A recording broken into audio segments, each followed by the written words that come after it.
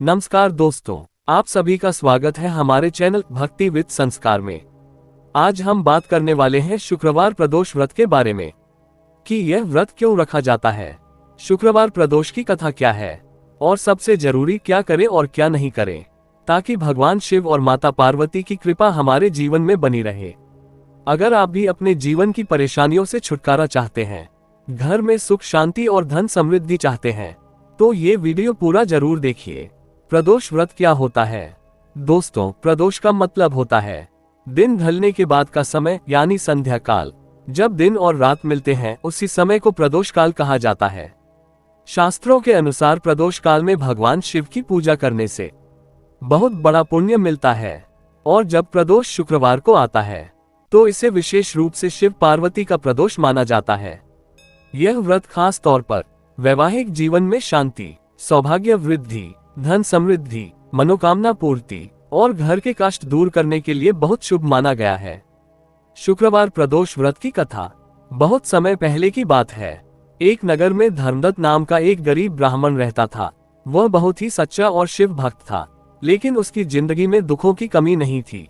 घर में रोज परेशानी, कभी खाने की कमी, कभी कर्ज, कभी बीमारी और कभी किसी काम में सफलता नहीं मिलती।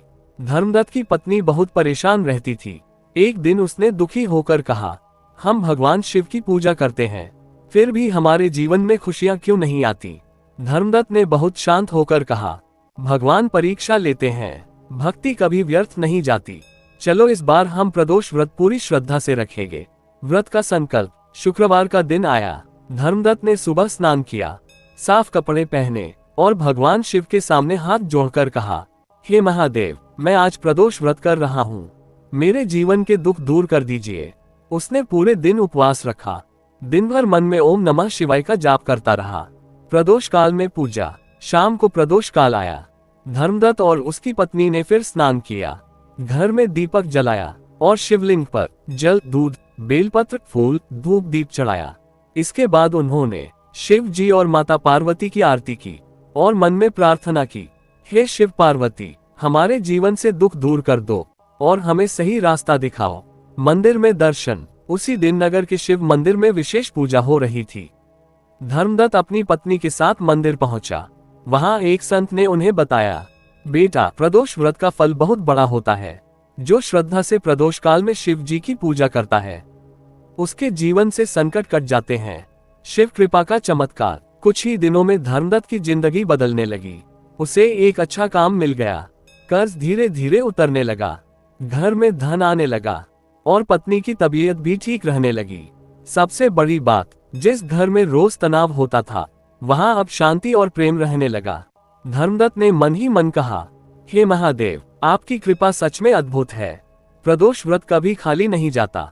दोस्तों, यही कारण है कि शुक्रवार प्रदोष व्रत को सुख, समृद्धि और सौभाग्य देने वाला व्रत माना गया है। शुक्रवार प्रदोष व्रत में क्या करें? अब बात करते हैं सबसे जरूरी चीज की, क्या करें ताकि व्रत का पूरा फल मिले। 1. सुबह जल्दी उठकर स्नान करें और साफ सुथरे कपड़े पहने। 2. व्रत का संकल्प लें। मन में कहें, आज मैं शिव पार्वती की कृपा के लिए प्रदोष व्रत कर रहा हूँ या कर रही हूँ। 3. दिन भर सात्विक रहें, गुस्सा, झूठ, गलत बातों से दूर रहें। 4. प्रदोष काल में पूजा जरूर करें। पूजा सामग्री: जल, दूध, बेलपत्र, सफेद फूल, धूप, दीप, फल या मिठाई। 5. मंत्र जाप, कम से कम 108 बार ओम नमः शिवाय बोले। 6. माता पार्वती को विशेष अर्पण। शुक्रवार होने से आप माता को सिंदूर, चूड़ी, सफेद मिठाई चढ़ा सकते हैं। 7. दान पुण्य, जरूरतमंद को थोड़ा सा भोजन या पैसे का दान जरूर करें। शुक्रवार प्रदोष व्रत में क्या नहीं करें? अब जानते हैं क्या नहीं करना चाहिए। किसी से झगड़ा या अपमान नहीं करना, झूठ नहीं बोलना, मांस, मदिरा और नशा बिल्कुल नहीं, प्याज, लहसुन और तामसिक भोजन से बचें। प्रदोष काल में पूजा छोड़कर सोना नहीं, किसी का दिल दुखाना नहीं। दोस्तों, शिव जी बहुत भोले हैं, लेकिन उन्हें भक्ति और सच्चाई बहुत पसंद है। व्रत का फल और निष्कर्ष: अगर आप सच्चे मन से शुक्रवार प्रदोष व्रत करते हैं तो आपके जीवन में सुख शांति बढ़ती है, धन और सफलता आती है, रिश्तों में मिठास आती है, मनोकामनाएं पूरी होती हैं।